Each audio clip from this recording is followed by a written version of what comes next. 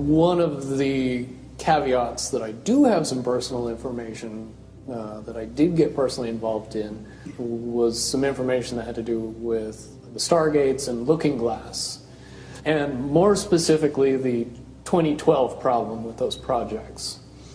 The popular opinion of what's out there right now is that the project was shut down because there was a problem when we approached 2012.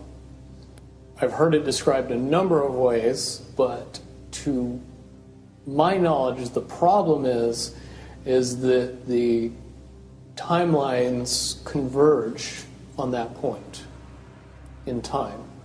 And when you know enough about the Stargate projects and the Looking Glass project to know how string theory works and how the possibility of possibilities works and how making one choice over here doesn't necessarily mean that the other choice couldn't exist at the same time.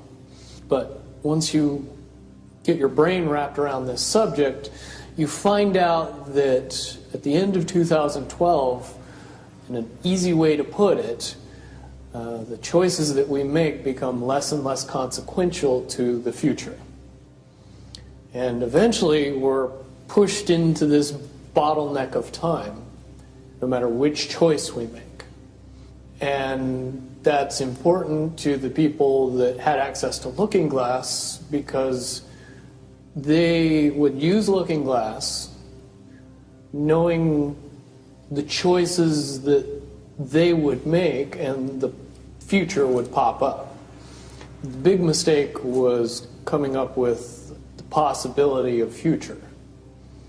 And when we started using a computer to say, well, if we make this choice, it's 79% possible that this scenario happens, and 23% are possible, or whatever, I'm using round numbers, that this scenario would happen. The understanding at the time was that was realistic. However, if you go down the road further and free will continues to exercise itself on this game, that 79% possibility sometimes changes very, very fast. But if you look at the situation in a point of time, it seems very realistic that that's the greatest possibility. What happened was people, very smart people, began to figure out that something big was coming up.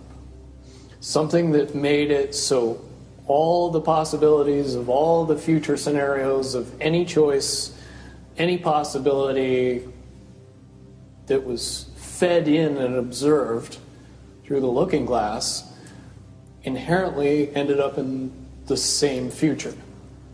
And no decision, no possibility changed past a certain point. That's the big secret. All possible timelines lead to the same basic set of history in the future. That is what sends everybody that has all of the information, that knows everything, into a blind panic. The people that know everything about Looking Glass, that have gotten all the reports and all the information, the elites of the world, probably figured out that that was the end of the game, and nothing could be manipulated beyond that point. When I was in the military, it would have been before '97 when I got in trouble. One of my particular areas that I was amazingly intuitive about is problem solving / mission planning, or more specifically, taking a bad mission and fixing it. Certainly knowing how string theory and possible futures works makes it so you can work your mind very quickly to see the reality of what's happening and decide what decisions need to be made to change it for a particular outcome. At a certain point, after they're done hearing the computer tell them this is what's going to happen over and over and over and over again, all they become focused on is how do we fix it? What I do know is that I was called in and asked to solve this problem, this timeline contraction problem. And I eventually did my due diligence and did all the investigating and basically only had one piece of information, and that was reinforcement. The computer's right. The timelines will contract down to some inevitable thing. There is an inevitable event. It's been forecast, it's been predicted, it's been fed to us in a slop trough of what they want us to believe will happen.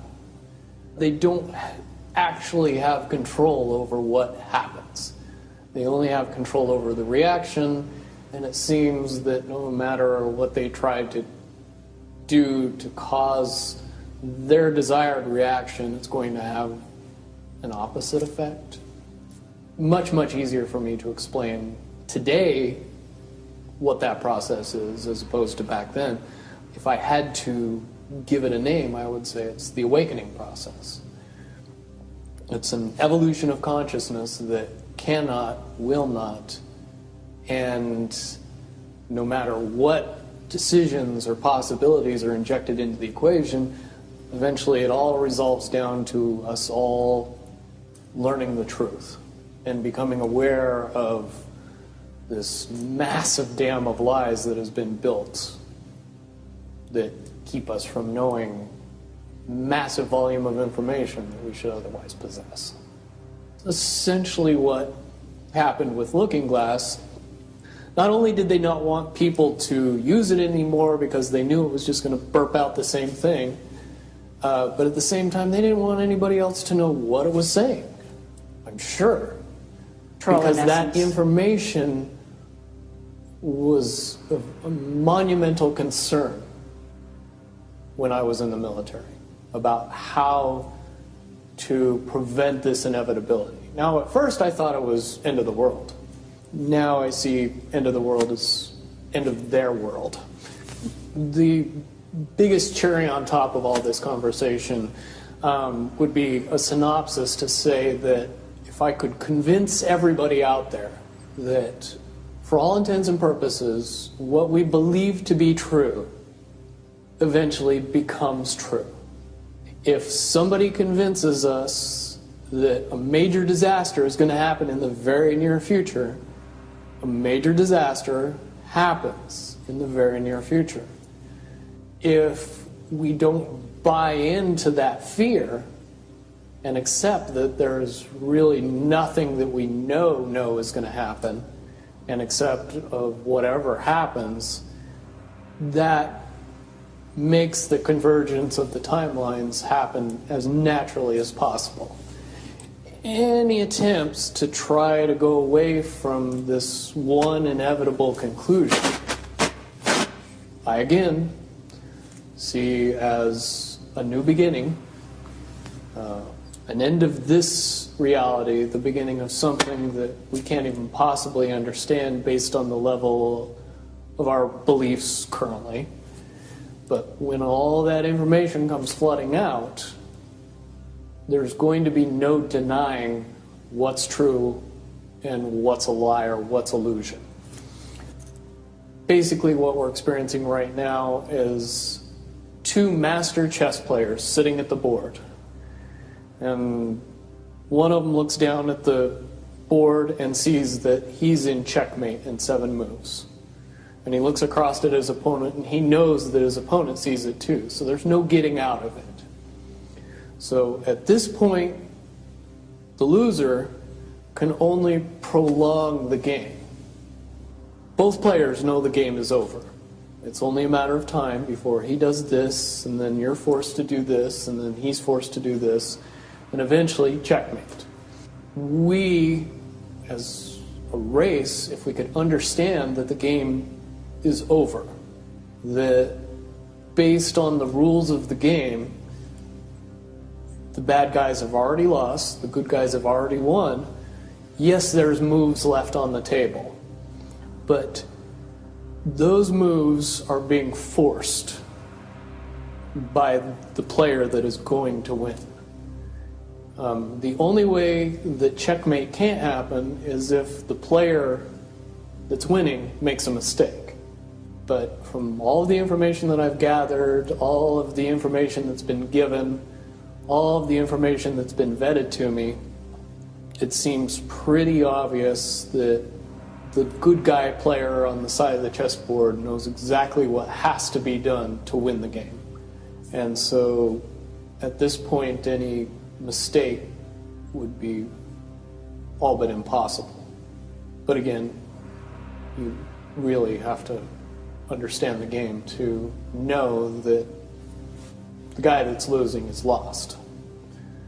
And I'm sure most people sitting watching a chess match between two advanced chess players know the game's over long after the two players know it's over. Because they can't see the board and see that there's only 7 moves left.